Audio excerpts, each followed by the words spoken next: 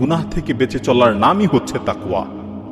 তাকওয়ার অর্থ বোঝার জন্য আরেকটি উদাহরণ দেই। মনে করুন আপনি একটি প্রতিষ্ঠানে চাকরি করেন। আপনি যেই রুমে বসে কাজ করেন সেই রুমে আপনার মাথার উপর একটি সিসি ক্যামেরা লাগানো আছে, যার মাধ্যমে প্রতিষ্ঠানের পরিচালক আপনাকে সার্বক্ষণিক পর্যবেক্ষণ করছেন যে আপনি কি কাজ করছেন না কাজে ফাঁকি দিচ্ছেন। তো সেই প্রতিষ্ঠানে আপনি কিভাবে থাকবেন? আপনি কি কাজে ফাঁকি দিবেন, নাকি সব সময় সতর্ক থাকবেন এবং উদ্যমতার সাথে কাজ করবেন? নিশ্চয়ই আপনি সতর্ক থাকবেন এবং ঠিক মতো কাজ করবেন, কারণ আপনার মাথার উপর সিসি ক্যামেরা লাগানো আছে আর প্রতিষ্ঠানের পরিচালক আপনাকে সার্বক্ষণিক মনিটরিং করছে। ঠিক তেমনি ভাবে তাকওয়ার মানেই হচ্ছে সব সময় এই অনুভূতি থাকা যে 24 আওয়ার্স আল্লাহ তাআলা আপনাকে মনিটরিং করছেন, 24 ঘন্টা আল্লাহ সুবহানাহু ওয়া তাআলা আপনাকে পর্যবেক্ষণ করছেন।